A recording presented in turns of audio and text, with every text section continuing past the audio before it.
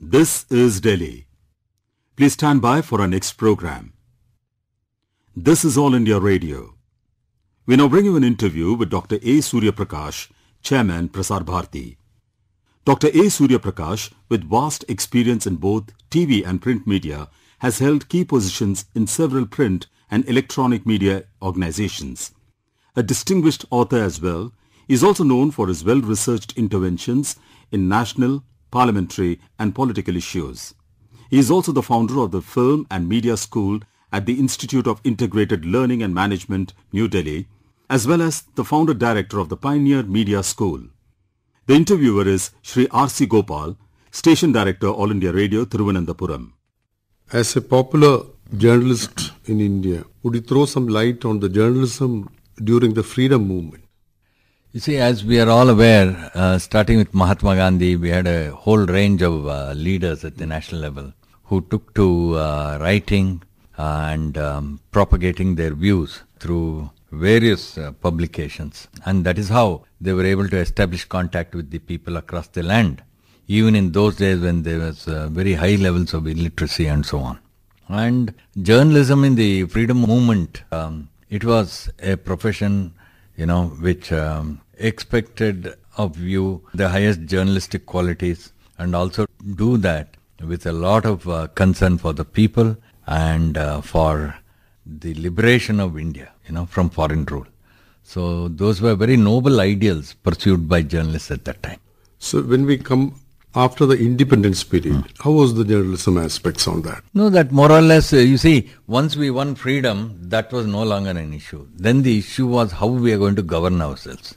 In fact, there were people like Churchill who thought that we are ungovernable, that we cannot govern ourselves. So we had to prove them wrong. Maurice Jones, who was professor in London School of Economics, he did his first book, Parliament in India, in the late 50s, where he came to see how our Lok Sabha and Rajya Sabha are functioning, how we, after freedom, what kind of parliament do we run and so on. He was pleasantly surprised to find the efficiency levels of our parliamentarians and of the institution itself. Similarly, we had other scholars who came in who looked at the way our constitution functioned and how did we really have the capacity to govern ourselves via that constitution, the constitution being the basis and the laws flowing from that constitution. One of those scholars was Granville Austin, who did a book called Constitution of India, Cornerstone of a Nation. He had very good things to say about how we are going about our business, and later he did a sequel to that, which is an even bigger work, some 40 years later, on the working of a democratic constitution. And he was also thrilled to find that a nation as diverse as ours, with so many complexities, we were, in our commitment to democracy and democratic ideals, we were second to none in this world. So as Indians, I think all of us need to feel very proud of the fact, this is the 70th year after independence. We need to be very proud of the fact that we have grown and developed pretty well as a democratic nation and as the biggest democratic nation in the world, despite the fact that we are the most diverse society in the world. And the other thing we can say about India is that unlike most other societies and nations, some of them in our neighborhood, we are not afraid of diversity. In fact, we embrace diversity, we have great respect for diversity, and we are happy and comfortable with diversity. Diversity is at the core of democratic existence, and that you see in India. When I talk of diversity and our peace with diversity, you have to just look around, even in our neighborhood, to know what even little differences can do in those nations. So these are all reasons why, as we mark the 70 years of our independence, we need to feel very proud as a nation when we enter this year 2070. Coming to 1970s, how journalism flourished during this time? I started out with the Indian Express in Bangalore in 1971, and I must say that in the 70s there was it is a highly idealistic kind of profession. Actually, journalism in the 50s, 60s, 70s and 80s, most journalists worked on subsistence wages, actually.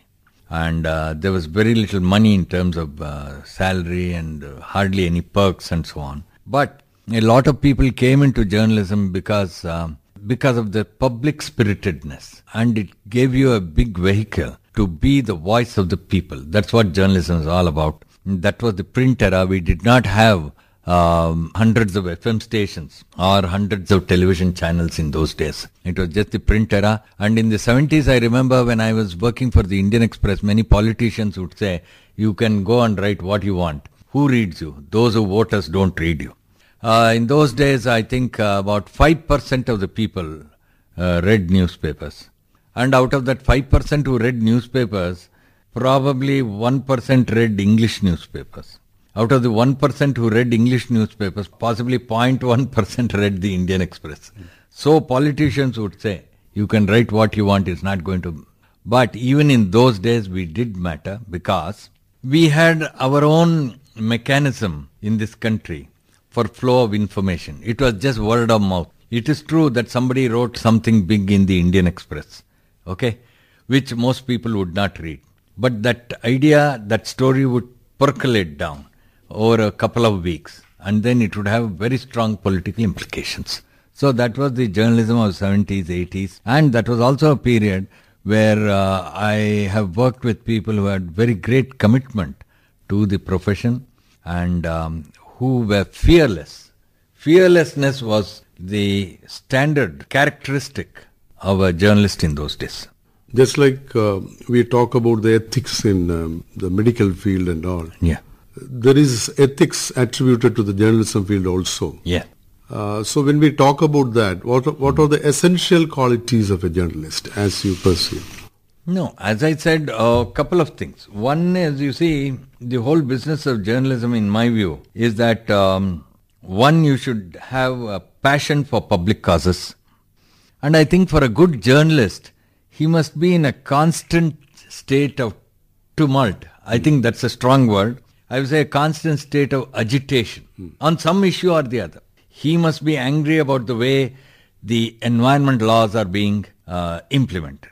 He must be angry about the way the Cochin municipality is working, or about the way the state legislature in Maharashtra is working, or about the way parliament is working, or about the way the union government is working, or a state government is working, or a corporation. So, whether it's health issues, he must be angry about the way, the health ministry is working, whether in the state or center or in a municipality or whatever.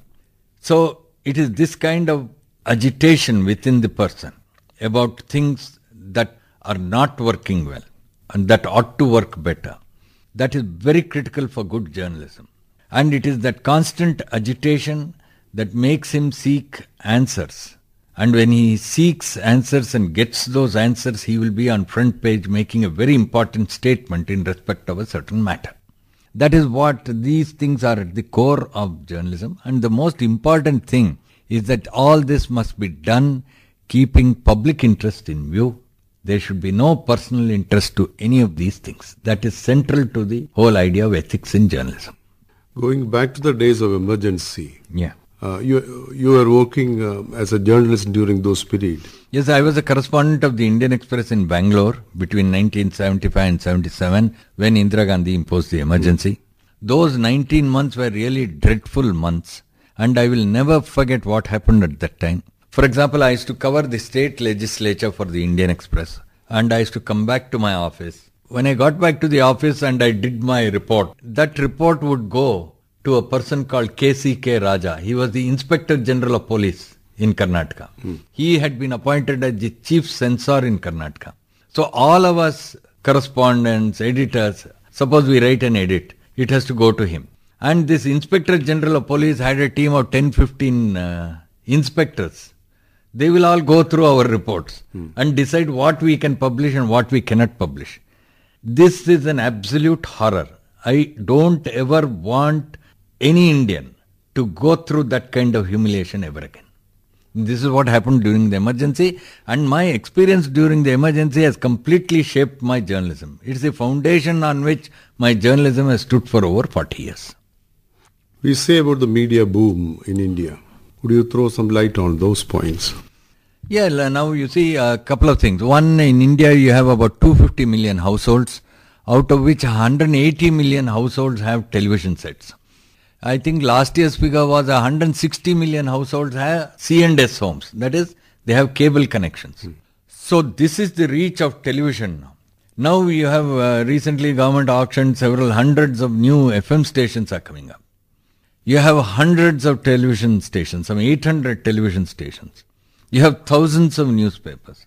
In fact, the newspaper readership in India, like I told you in the 70s, 5% of the population used to read the newspaper.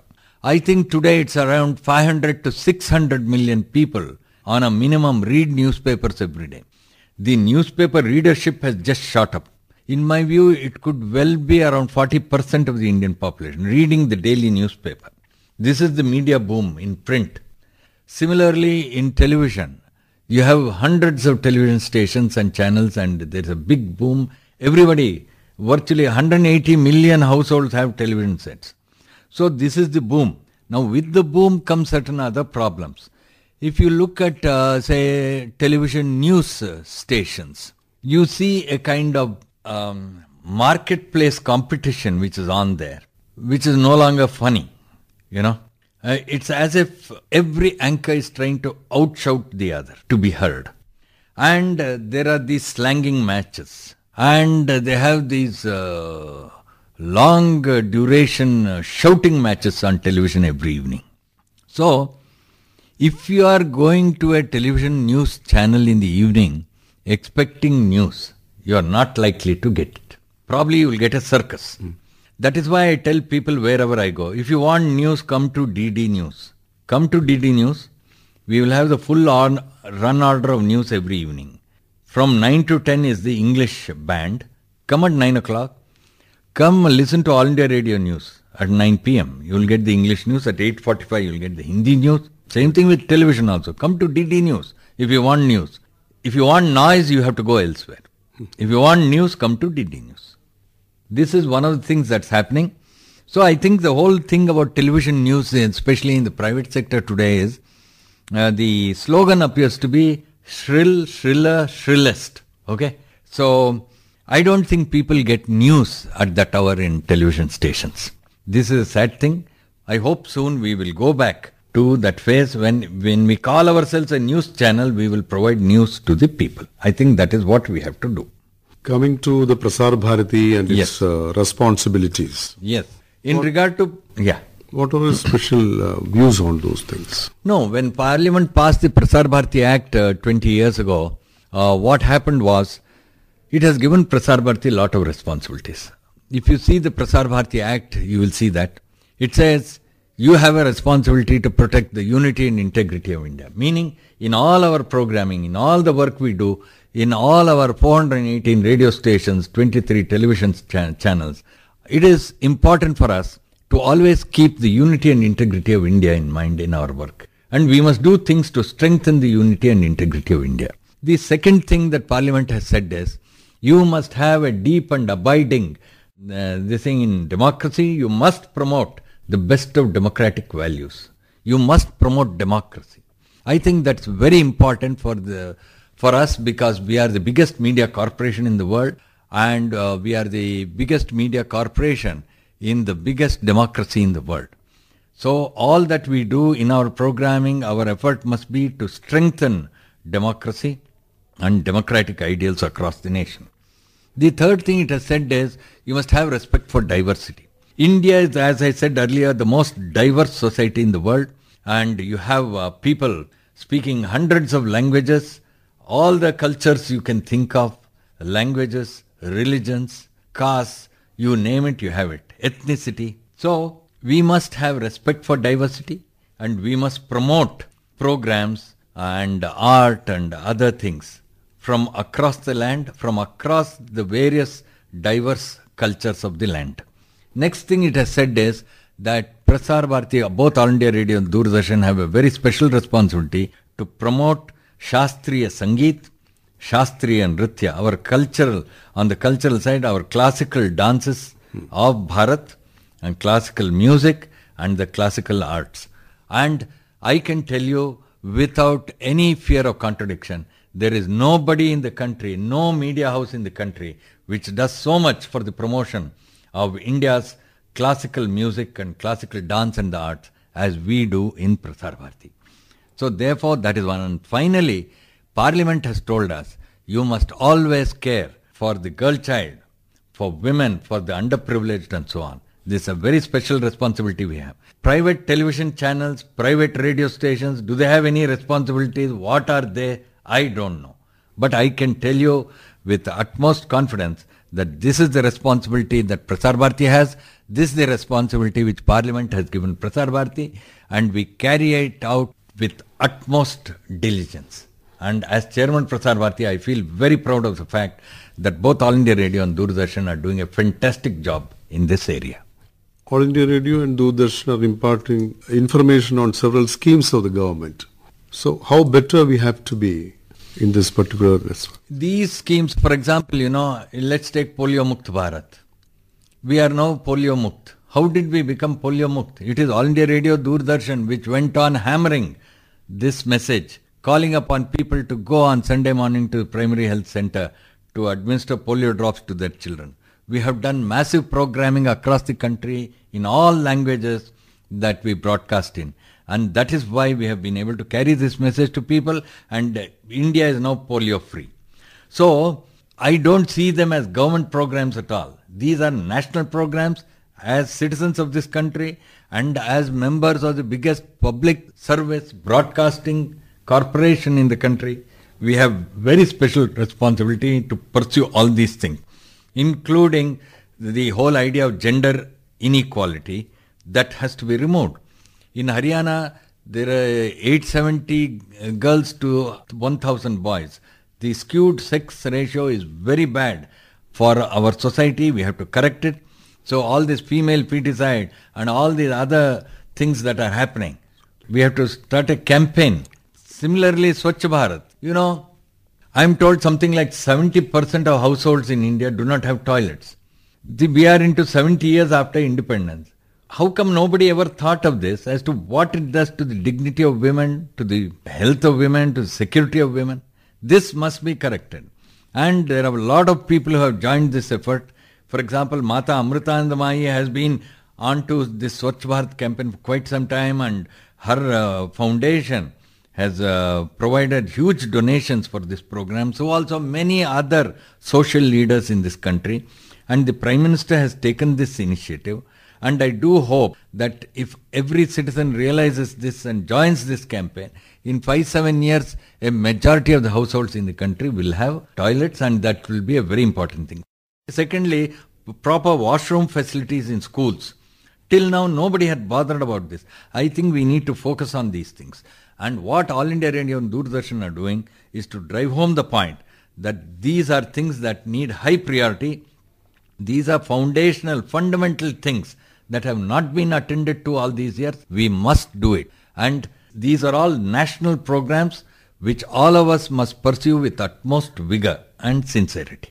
Thank you so much, sir. Thank you. You were listening to an interview with Dr. A. Surya Prakash, Chairman Prasar Bharati.